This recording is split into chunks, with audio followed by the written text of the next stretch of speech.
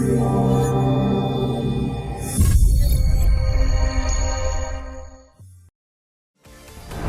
भाषामा भएका लोकगीत मात्रै लोकगीत होइन। त्यही भएर हामीले के हेरिरहेछौँ भने नेपाली भाषामा भएका लोकगीतलाई मात्रै हेरेर मूल्याङ्कन गरेर पनि त्यसमा पनि तपाईँको 5% 10%मा अश्लीलता आछ होला क्या, तर 90%मा छैन। मरेपछि अमर बनाइदिन खोजिरहेको छौँ कि मैले म आफूलाई के लाग्छ नि, म बाँचुन्जेल खुसीले बाँच्न सक्दिनँ, बाँचुन्जेल मैले अरूलाई पनि खुसी दिन सक्दिनँ भने मरेपछि मेरो गीत कतिले सुने कतिले बजाए अथवा अर्जुन पोखरेललाई मरिसकेपछि यो सङ्गीतकार यस्तो भनेर दिनेको सम्मानसँग अर्थ छैन। म त्यो अर्थ राख्छु। आफै लोकगीत गाएर आउँदा पनि मलाई पनि म हेपिएको धेरै उदाहरणहरू छन्। तर मैले के पाएँ भने म समग्रमा कहाँ पुगेँ, आज आइपुग्दाखेरि चाहिँ कहाँ पुगेँ भने हरेक चिजमा आफ्नै किसिमका मिठास छ। गीत कुनै लोकगीतसँग आधुनिक गीत अथवा आधुनिक गीतसँग शास्त्रीय बेसका गीत वा शास्त्रीय गीतलाई पप तुलना गर्न मिल्दैन क्या। यिनीहरूको गायन शैली, यिनीहरूको बन्ने प्रक्रिया र यिनीहरूलाई बजारमा ल्याउने तरिकाहरू सबै फरक हुन्छ कि। त्यो भएपछि तुलना गर्न नमिल्ने चिजलाई एउटाको कोट र अर्कोको ज्याकेटलाई कसरी तुलना गर्ने कि? त्यो तुलनाको गरेर चाहिँ एउटा कम हो एउटा बढी हो कसरी भयो? म यस्तो गीत गाउँछु जुन प्रेम गीत बनोस्, हर माया गर्ने जोडीले आफ्नै गीत बनोस्। नेपालको पछिल्लो साङ्गीतिक माहौल बिग्रदैछ भन्छन्, सत्य हो? यस्तो हुन्छ, यसलाई मान्छेले कसरी हेरेर त्यो भनिरह पहिला त्यहाँ पुग्नुपर्छ है। मलाई के लाग्छ भने साङ्गीतिक माहौल चाहिँ बिग्रेको छ जस्तो मलाई लाग्दैन। हुन त हरेक समय हरेक सेक्टरमा केही न केही विकृति हुन्छ। त्यो थोरै विकृतिलाई लिएर चाहिँ पुरै सिङ्गो इन्डस्ट्री बिग्रेको छ भन्ने अर्थमा म कहिले पनि मान्दिनँ। त्यो हिजो पनि विकृति थियो होला, आज पनि छ र भोलि पनि हुन्छ। किन राम्रो चिजमा नराम्रो चिज पक्का पनि केही न केही अंश मिसिएको हुनसक्छ। तर थोरै अंशलाई लिएर धेरै अंश चाहिँ बिग्रेको छ भन्ने कुरा चाहिँ म स्वीकार्दिनँ। म तपाईँलाई प्रश्न राख्न चाहन्छु कि तपाईँले कुन अर्थमा यो भनिरहनु भएको छ? जस्तै नेपालको लोकगीत क्षेत्र नेपालको एउटा पहिचान पनि हो। लोकगीतमा अश्लीलता बढ्यो, त्यसकारण नेपाली साङ्गीतिक क्षेत्र विकृति भयो भन्ने आम दर्शक श्रोताको गुनासो छ। के हो भने पहिला कुरो त लोकगीत मात्रै नेपाली गीत सङ्गीत हो भन्ने अर्थमा पनि म छैन कि नेपाली भाषामा भएका आधुनिक गीत होलान् अथवा चलचित्रमा समावेश भएका गीतहरू होलान् अथवा शास्त्रीय बेसका गीत सङ्गीत होलान् अथवा विभिन्न किसिमका जात जातिका गीत सङ्गीत पनि लोकगीत हो कि नेपाली भाषामा भएका लोकगीत मात्रै लोकगीत होइन। त्यही भएर हामीले के हेरिरहेछौँ भने नेपाली भाषामा भएका लोकगीतलाई मात्रै हेरेर मूल्याङ्कन गरेर पनि त्यसमा पनि तपाईँको 5% 10%मा अश्लीलता आछ होला क्या, तर 90%मा छैन। तर हेरेर त्यो 5%लाई हेरेरै मूल्याङ्कन गर्छन्।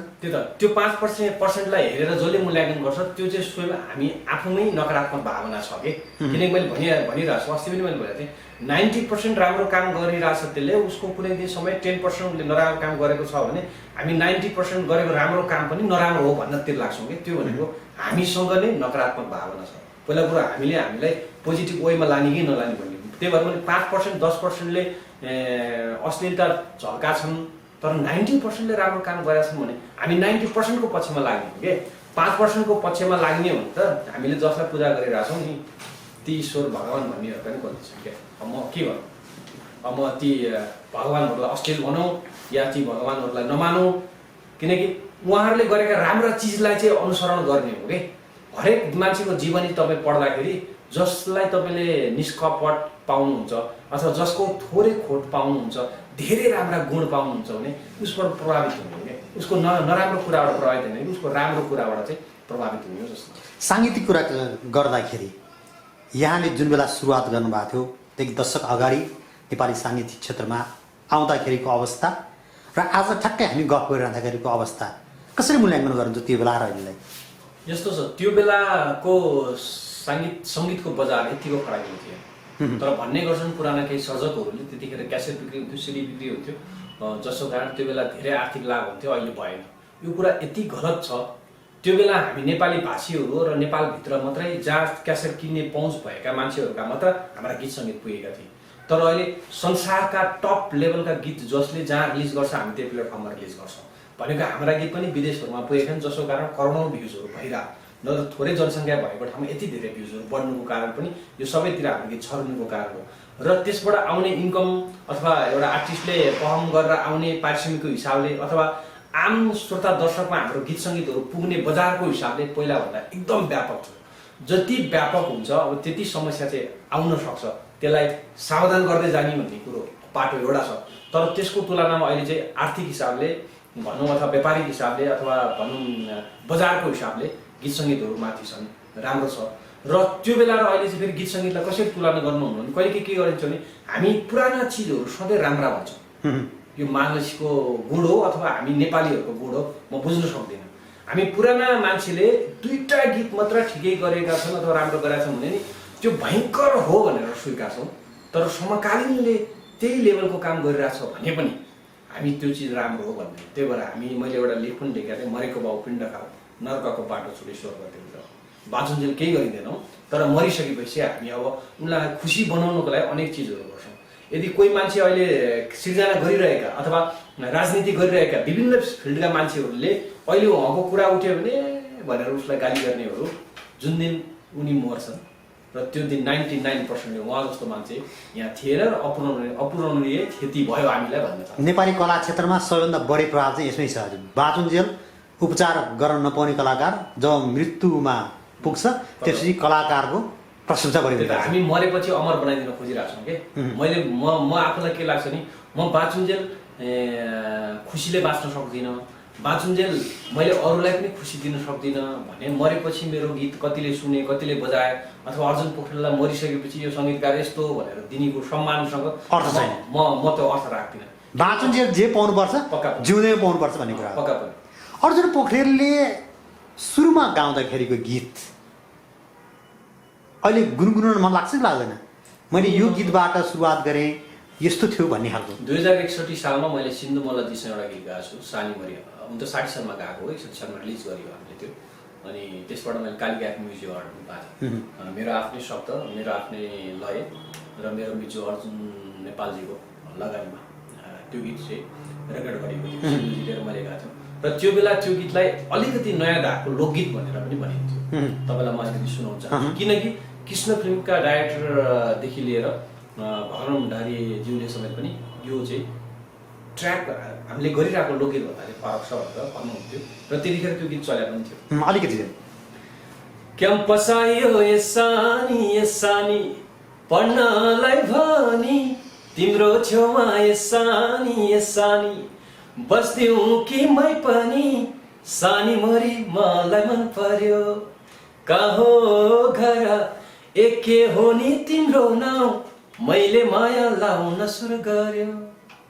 यति राम्रा गीतहरू 2060 सालमा गाइरहँदाखेरि त्यस बेला लोकगीतलाई हेर्ने दृष्टिकोण अहिलेको जस्तो राम्रो थिएन नि, स्वीकार गर्नुहुन्छ? यस्तो छ, त्यो बेलादेखि जब म त पहिला नेपालीको छोरो होइन, नेपालमा भएका अथवा ग्रामीण भेगमा हुर्केका मान्छेहरू पक्कै पनि लोकगीतसँग नजिक हुन्छन्।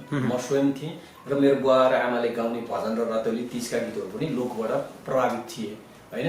त्यो हिसाबले के थियो भने जब म काठमाडौँ सङ्गीत पढ्न 2058 सालमा 55 सालमा एसएलसीतिर म काठमाडौँ छिरिसकेपछि जब मैले सङ्गीत सिक्न थालेँ त्यतिखेर मैले सङ्गीत कर्मीहरूको बिचमा भेदभाव देखाएको छु। लोकगीत गाउनेलाई अलिकति आधुनिक शैलीका गीतहरू गाउनेहरूले नगन्ने, आधुनिक गीत गाइरहेछन् भने अलिकति पप फ्लेभरका गीत गाइरहनेहरूले चाहिँ शास्त्रीय सङ्गीत सिकेर स्वर बिग्रिन्छ कहाँ त्यस्तो हुन्छ भन्ने र शास्त्रीय सङ्गीतका मान्छेहरूले अरू टाइपका गीत सङ्गीतै होइन भन्ने त्यो जमात थियो। लोकगीत गाउनलाई त गायकै होइन भन्ने एउटा ग्रुप पनि थियो, त्यो जमात थियो। तर त्यो चाहिँ के भयो भने अनि पछि जब मैले लोकगीतको मान्छे मैले शास्त्रीय सङ्गीत पढ्न थालेँ, त्यसपछि पाश्चात्य सङ्गीत पढ्न थालेँ अनि त्यतिखेर मैले आफूलाई म आफै लोकगीत गाएर आउँदा पनि मलाई पनि म हेपिएको धेरै उदाहरणहरू छन्। तर मैले के पाएँ भने म समग्रमा कहाँ पुगेँ, आज आइपुग्दाखेरि चाहिँ कहाँ पुगेँ भने हरेक चिजमा आफ्नै किसिमका मिठास छन्। हरेक चिजले आम जनमानसलाई चित्त प्रसन्न गर्ने, प्राणी जगतको चित्त प्रसन्न गर्ने कलाको मेन उद्देश्य हो र सङ्गीतको उद्देश्य पनि त्यही नै हो कि यदि चित्त प्रसन्न गराउन सक्दैन भने त्यहाँ अर्थ नहुन पनि सक्छ, किनकि कला भनेको प्राणी जगतको चित्त प्रसन्न गर्नै पर्यो। मैले कहाँनिर के बुझेँ भने कचिया भन्नुहोस्, तरबार भन्नुहोस्, हँसिया भन्नुहोस् या खुकुरी भन्नुहोस्, यी सबै चारवटैको काम के हो काट्ने नै हो तर प्रयोग फरक फरक ठाउँमा हुन्छ कुन ठाउँमा काट्ने यी हतियारहरू फरक फरक ठाउँमा प्रयोग हुन्छ त्यस्तै गीत सङ्गीतका पनि विभिन्न किसिमका गीत सङ्गीतहरूका पनि आफ्नै मिठास र आफ्नै विशेषता छ त्यो एउटासँग अर्को तुलनै हुन सक्दैन तुलना नहुने भइसकेपछि एउटाले अर्कोलाई हेप्ने अर्थै रहँदैन किनकि आधुनिक गीत अथवा शास्त्रीय सङ्गीतको आलाप र तान लोकगीतमा छैन लोकगीत र आधुनिक गीत बीचको प्रतिस्पर्धै हुँदैन यसरी बुझौँ होइन कुनै गीत कुनै लोकगीतसँग आधुनिक गीत अथवा आधुनिक गीतसँग शास्त्रीय पेशका गीत वा शास्त्रीय गीत पप तुलना गर्न मिल्दैन क्या यिनीहरूको गायन शैली यिनीहरूको बन्ने प्रक्रिया र यिनीहरूलाई बजारमा ल्याउने तरिकाहरू सबै फरक हुन्छ कि त्यो भएपछि तुलना गर्न नमिल्ने चिजलाई एउटाको कोट र अर्कोको ज्याकेटलाई कसरी तुलना गर्ने कि त्यो तुलनाको गरेर चाहिँ एउटा कम हो एउटा बढी हो कसरी भन्नु नेपालमा पछिल्लो समय हेर्ने हो भने विगतमा यहाँले भनेअनुसारकै र विगतमा हामीले भएका कुरा हेर्ने हो भने शास्त्रीय सङ्गीतको अध्ययनलाई जसरी हेरिन्थ्यो अहिले पछिल्लो समयमा युवा पुस्तामा शास्त्रीय सङ्गीत प्लस लोकगीतको आकर्षण हाम्रा नेपाली युवा पुस्ता युवाहरूमा आकर्षण बढ्दैछ नि के कारणले होला यहाँको यो लामो अनुभवलाई भन्नुहोस् त यस्तो छ मान्छेलाई के भइसक्यो भने अब गीत सङ्गीत भने सिकेर आउनुपर्छ भन्ने हो नसिकिकन गीत सङ्गीतमा लाग्दाखेरि चाहिँ पछि के छ भने आज एउटा गीत हिट भएर भोलि फ्रस्ट्रेट हुने कि नहुने अथवा लामो समय आफू जाने कि नजाने आफू आउनु लाग्यो हरेक मिडियामा होस् अथवा म्युजिक फिल्डमा होस् अथवा हेल्थ सेक्टरमा होस् हरेक ठाउँमा चाहिँ एकदम पढेर आउनु थाल्यो नि त समयको प्रभाव कि पढ्नुपर्छ मैले जान्नुपर्छ भन्ने र शास्त्रीय सङ्गीत भनेको सङ्गीतको ग्रामर जानिसकेपछि के हुन्छ भने त्यसको भाषामा चल्नलाई सहज हुन्छ त्यो हिसाबले शास्त्रीय सङ्गीत सिक्दा राम्रो हुन्छ फेरि पूर्वीय सङ्गीतको अर्थमा के छ भने लोक सङ्गीत भनौँ अथवा पप सङ्गीत भनौँ शास्त्रीय सङ्गीत भनौँ यो चाहिँ के छ भने शास्त्रीय सङ्गीत सिक्दाखेरि ती सबै चिजहरूलाई अलिकति सपोर्ट गर्छ क्या त्यसले काहीँ न काहीँ त्यो चिजमा आउने चिजलाई त्यसले सपोर्ट गर्छ त्यो कारणले पनि एउटा सिक्ने माहौल भयो र लोकगीतमा पनि किन रुचि बढ्यो त अब तपाईँलाई म भन्छु समय के परिवर्तनशील छ हिजो म गाडा चढेर मेरो हजुरबुवाहरू काठमाडौँ आउनुहुन्थ्यो आज गाडीमा आउन थाल्यो समय परिवर्तनशील छ किन त्यस्तो छ भने समयअनुसार चल्नुपर्छ यदि होइन चल्न खोजेको थिएन त्यसरी भने त आज पनि त्यही गाडामा आउने प्रक्रिया नै बसिरहन्थ्यो त्यसले चाहिँ के जीवन असहज हुन्थ्यो गीत सङ्गीत नै के हो भने यति सहज हुँदै गयो टेक्निकली यति सहज हुँदै गयो कि अब काम गर्ने शैली पहिलाको भन्दा फरक हुन थाल्यो त्योबाट अब हामीले कहाँ गएर रिजल्ट हेर्छौँ भने पहिला 7 दिन लगाएर प्र्याक्टिस गरेर गीत गाएको थियो भन्ने कुरा र आज 7 मिनटमा गाएको छ भन्ने कुराको आउटपुट उही लेभलमा छ भने स्वीकार्ने नस्वीकार्ने अझ अहिले 7 मिनट गएको गुणस्तरीय छ पक्का भन्ने किनकि टेक्नोलोजीले त्यसलाई त्यति काम गर्न सक्छ तपाईँ त गजलमा पनि त्यत्तिकै अग्रसर हुनुहुन्छ होइन शास्त्रीय सङ्गीतमा पनि त्यत्तिकै यहाँको गीतहरू आकर्षक छन् मन पराउने खालका छन् शास्त्रीय सङ्गीत लोके विशेष गरी लोकगीत गाउँदा लोकेका उपनाम दिने छन् अब पछिल्लो समय त छैन यद्यपि लोकगीत गाउने लोके भनेर भन्ने हेप्ने ह्याउने गरिरहँदै शास्त्रीय सङ्गीतमा जानको लागि कसरी प्रेरित भयो यहाँलाई यो राम्रो प्रश्न राख्नुभयो जबकि म काठमाडौँ आएर सङ्गीत पढ्न जहाँ पुगेँ अनुराग सङ्गीत विद्यालयमा पुग्दाखेरि के बुझेँ भने एकैचोटि लोकगीत सिकाउने होइन क्या ग्रामर त जस्तै तपाईँलाई भनौँ म स्कुल पढ्न गएँ मलाई पहिला एबिसिडी सिकाउने हो कि कह ग सिकाउने हो कि त्यो ग्रामर अल्फाबेट सिकाउने हो कि सुरुमा मलाई सङ्गीतको अल्फाबेट सिकाउनु थाल्यो कि सारेगामा पदनिसा अथवा एबिसिडी त्यसका नोटहरू सिकाउनु थाल्यो नोट सिकिसकेपछि फाइनल्ली अब तपाईँ के भने कुन फिल्डमा लाग्ने हो भने चाहिँ तपाईँ कुरा तपाईँले एसएलसी सकिसकेपछि तपाईँ कुन सब्जेक्ट लिनुहुन्छ नेपाली लिनुहुन्छ इकोनोमिक्स लिनुहुन्छ अथवा म्याथ्स लिनुहुन्छ अथवा इङ्ग्लिस लिनुहुन्छ तपाईँको कुरा तर त्यहाँसम्म जानको लागि आधार त बनाउनु पऱ्यो नि त्यही भएर बेसिक क्लासमा जब मैले आधार बुझ्दै गइसकेपछि मलाई के दिमागमा बस्न थाल्दै गयो भने मैले आफूलाई अलिकति अपडेट गरिनँ अथवा आफूलाई शास्त्रीय सङ्गीतको नलेज अलिकति नै राखिनँ अथवा पाश्चात्य सङ्गीतको नलेज अलिकति नै राखिनँ भने मेरो यात्रा त एउटा वेमा मात्र अल्झिन सक्छ त्यो हिसाबले मैले यो चाहिँ पढ्नु पर्ने चिज रहेछ है भन्ने भयो र त्यो माहौल त्यसरी बन्न थालेपछि म रेगुलर शास्त्रीय सङ्गीत पढ्न थालेँ जब शास्त्रीय सङ्गीत पढ्न थाल्दाखेरि के भयो मैले नसुनेका गजलहरू सुन्न थालेँ अथवा मैले रेगुलर एउटा बेसमा म लोकगीतमा थिएँ होला मैले अर्का टाइपका गीत सङ्गीतहरू सुन्न थालेँ है त्यसपछि म फेरि पाश्चात्य नोटेसन पढ्दाखेरि विदेशी गीत सङ्गीतहरू सुन्न थालेँ अनि विदेशीको पियानो कसरी बजाइरहेछन् हेर्न थालेँ अथवा कर्स प्रोग्रेसन कसरी गरिरहेछ हेर्न थालेँ।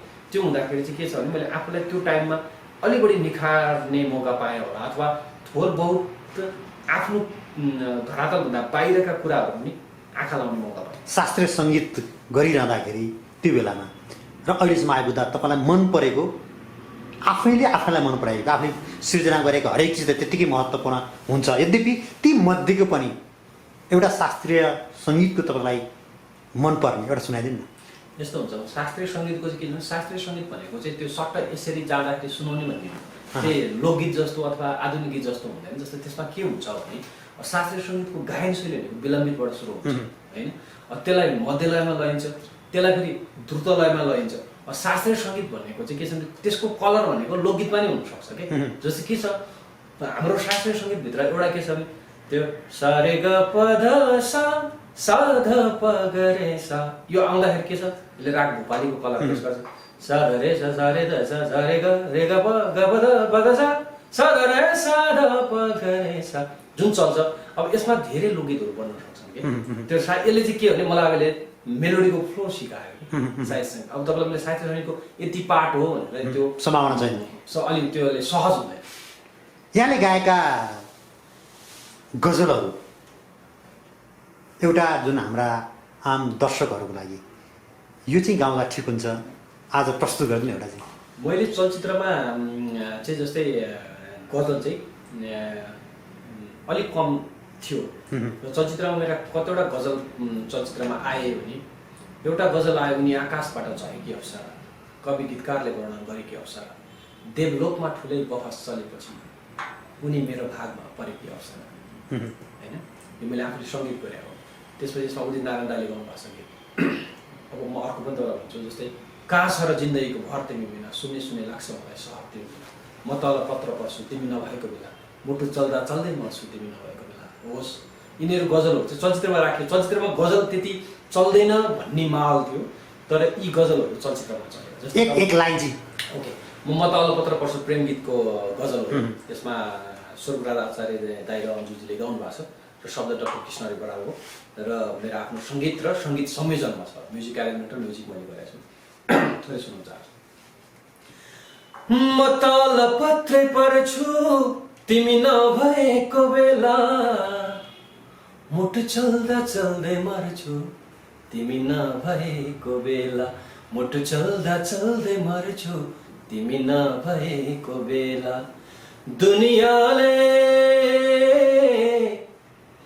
दुनियाले पागल नै भने पनि म त तिम्रो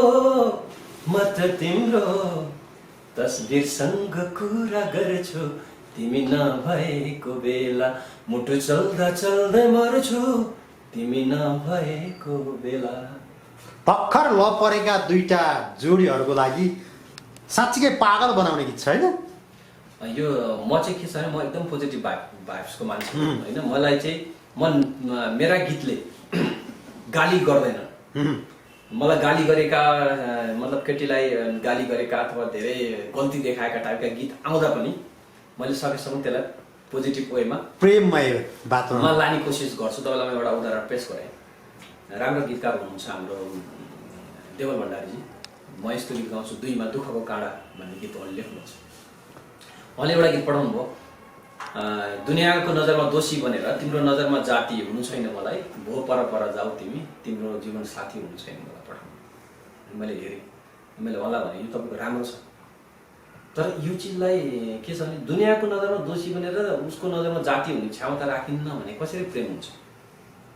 त्यो भएपछि यसलाई यसरी जान सकिन्छ भनेर मैले के पेश गरेँ भने दुनियाँको नजरमा दोषी बनेर पनि तिम्रो नजरमा दुनियाँको नजरमा दोषी के अरे दोषी बनेर पनि तिम्रो नजरमा जाति हुनु छ मलाई, हरेक बाधा अडचन पन्छाएर पनि तिम्रै जीवन साथी हुनु छ भनेको के छ भने सबैजना पोजिटिभ भावमा जान्छ। जस्तै स्याड गीतहरूमा नि सुन्छु तिमीले मलाई भुल्ने आँटेकी छौ रे अथवा पराईको नजरमा फुल्ने आँटेकी छौ रे, तिमीले यस्तो गरिरहेछौ रे तर तिम्रो साथ बिना अब त बाँच्दिन होला, सुन्छु पराईसँग मुटु साँटेको मतलब तिमीले यो प्रोसेसमा छौ रे तर म चाहिँ सक्दिनँ। अथवा बाटो मोडेर गयो, नाता तोडेर गयो, मलाई एक्लै दुःखमा छोडेर गयो, थाहा छैन तिम्रो आज तिम्रो आज कस्तो हाल छ, यहाँ मेरो जिन्दगीको हाल के छ, कन्ट्याक्ट लेस छ तर तिमीलाई कस्तो छ मलाई थाहा छैन तर म चाहिँ खतम छु है भन्छ भनेको यसले तिमी गयो ठिक छ म पनि इन्जोय गर्छु भन्दैन। भन्न लाग्यो म सकेसम्म मेरा गीतहरूमा चाहिँ गाली नहोस् भन्ने नै सोचाइ छ, जसको कारण मैले आफूले लेखेका पनि जस्तै तपाईँलाई मैले पेश गरौँ, तिमी रोएको पल तिमीलाई हँसाउन नसक्नु तर तिमीसँगै म रोइदिन सक्छु, ऐश्वर्यको गीत। अथवा म यस्तो गीत गाउँछु जुन प्रेम गीत बनाओस्, अरू माया गर्ने जोडीले आफ्नै गीत बनाओस्। यो अलिकति जाओस् न एक अन्तरा कुन म यस्तो गीत गाउँछु? म यस्तो गीत गाउँछु जुन प्रेम गीत बनोस्, हर माया गर्ने जोडीले आफ्नै गीत बनोस्, राम्रा राम्रा सपना होस् त्यहाँ, मीठा मीठा विपना होस् त्यहाँ, दुई मुटु एक धडकन हुन्छ जहाँ, निहालेर मेरो आँखामा हेर त्यहाँ पाउँछौ आफ्नै चित्र, सजाइसकेछु मैले तिमीलाई मेरो यो मुटुभित्र। म आफूले लेखेँ, त्यसमा पनि तपाईँको प्रेम भाव एकदम पाउनुहुन्छ होइन। जब जब तिम्रो साथ मिल्दै मिल्दै गयो, धर्म मेरो जिन्दगी काया पलट भयो, त्यसमा तपाईँ प्रेम भाव पाउनुहुन्छ।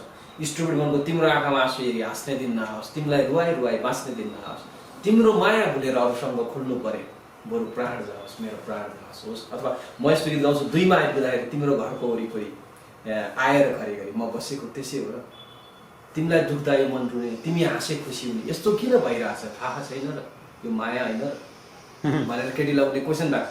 अन्तरामा गएपछि मलाई यस्तो राम्रो लाग्छ, दुई पाइला सँगै भए नि मेरो हिँड्ने चाह छ, तर जीवनभर सँगै भयो भने आहा जीवन कस्तो हो, सुगन्धित।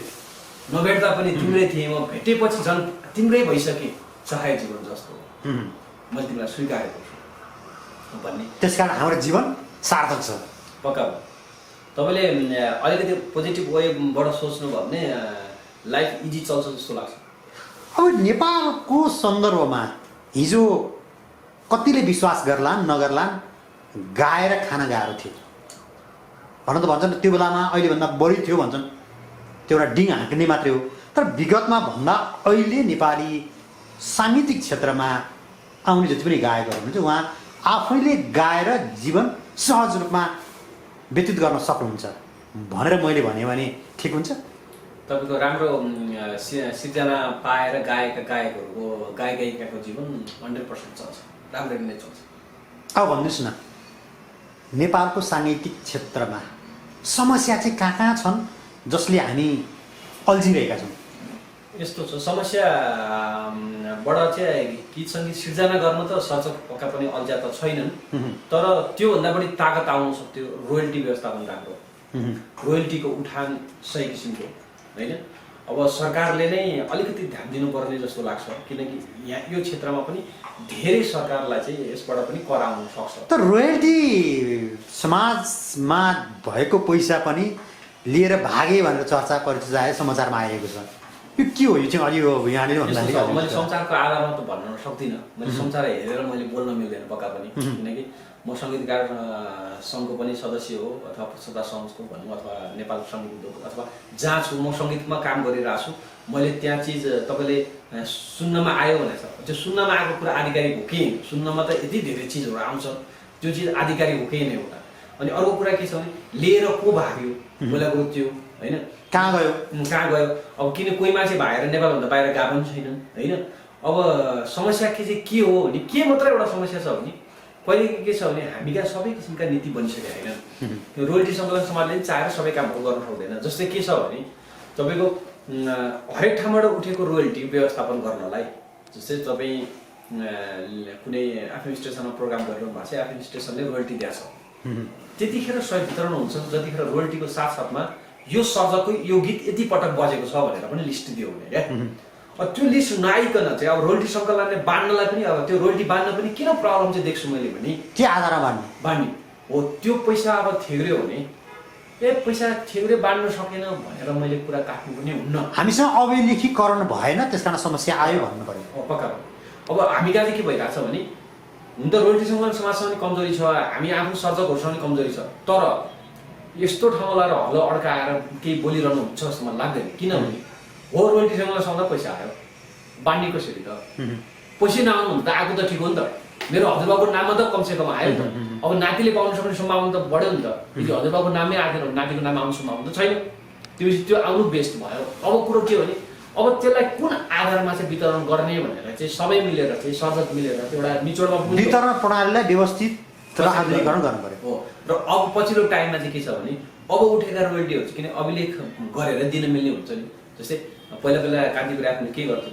वर्षमा सबैभन्दा बढी गीत कसका बज्छ उसलाई टप 10 सङ्गीतकार अथवा एक छानेर दिन्थ्यो मैले पनि पाएको छु होइन र त्यसमा एकपटक मात्र वर्षभरि गीत बजाए मान्छेले लिनु गयो भने पाउँथ्यो कि रेकर्ड चाहिँ थियो कि त्यो हरेक एफएम स्टेसन अथवा हरेक टेलिभिजनहरूले त्यो राखिदिने हो भने चाहिँ जुन सुरुवातमा रेड नेपालले गरेको थियो पक्का अब हामी अन्ततिर पनि आइदिएका छौँ अब आउने युवा पुस्ताका अथवा चाहिँ सङ्गीतमा म केही गर्छु म सङ्गीतमै मेरो लगाम लाग्छु भनेर आउने मान्छेहरूलाई के भन्नुहुन्छ पहिला कुरो त के छ भने सङ्गीतमा आउनुभन्दा पहिला तपाईँले आफूलाई नै किसिमको परीक्षा लिनुहोस् किनकि तपाईँसँगको क्षमता आफूले आफूलाई पनि जजमेन्ट गर्न सकिन्छ नि त तपाईँसँग सङ्गीतको सिर्जना गर्ने शक्ति छ गाउने शक्ति छ अथवा लेख्ने शक्ति छ अनेक हुनसक्छ त्यो छ भने तपाईँले आफूलाई निखारता दिनको लागि अब सङ्गीत अध्ययन गर्नु चाहे त्यो पाश्चात्य सङ्गीत अध्ययन गर्नु पूर्वीय सङ्गीत गर्नु शास्त्रीय सङ्गीत गर्नु जे गर्नु तर सङ्गीतको अध्ययन गर्नु जे अध्ययन गरे पनि केही न केहीबाट सपोर्ट भइ नै हाल्छ किनकि सङ्गीतको अल्फाबेट भनेको त्यही अनुसार नै चल्ने हो त्यो बुझाइमा आइ नै हाल्छ आइसकेपछि के छ भने अब तपाईँले आफूलाई चाहिँ आफूले चाहेको वेमा चाहिँ सही किसिमले चाहिँ हिँडाउन सकिन्छ जस्तै इक्जाम्पल हामी त्यहाँ सुनखानी भेट्यो अथवा फलाम खानी भेट्यो पहिला फलाम खानी त खोज्नु पऱ्यो नि त्यहाँ छ कि खोजेर प्रमाणित गरेपछि अब उत्खनन गरेर खार्ने हो नि त त्यस्तै आफूभित्र चाहिँ त्यो शक्ति के हो भनेर आफूले पहिला पहिचान गर्नु रेको पछाडि नदौड्यौँ अरूले उचाल्या भरमा चाहिँ सबै कुरो नहुन सक्छ कहिले उचाल्या भरमा नि हुन नि सक्छ किनकि आफ्नो क्षमता अरूले चिन्दिन नै सक्छ अब आफूले आफूलाई जजमेन्ट गर्न सकिन्न भने 3 महिनाको बेसिक क्लासमा एउटा टिचर कहाँ पुग्ने टिचरले पक्कै पनि तपाईँलाई सही किसिमको गाइडेन्स दिनुहुन्छ किनकि उहाँले चाहिँ तपाईँसँग भएको क्षमतालाई यसरी लाग्दाखेरि यहाँ पुग्न सकिन्छ भन्ने अनुमान लाग्न सक्छ जहाँ जाँदै एउटा मिठो गीत दर्शकको लागि अब